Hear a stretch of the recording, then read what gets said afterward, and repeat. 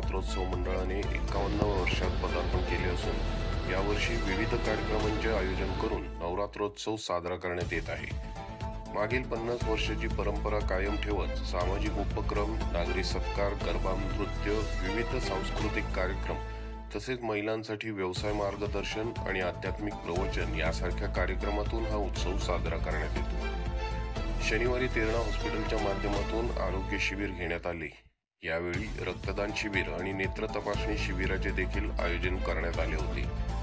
तालुक्याभरातून अनेकांनी या शिबिराचा लाभ घेतला असून भविष्यात सामाजिक उपक्रमातून हा उत्सव अधिक मोठा केला जाईल असे मंडळाच्या वतीने सांगण्यात आले आहे।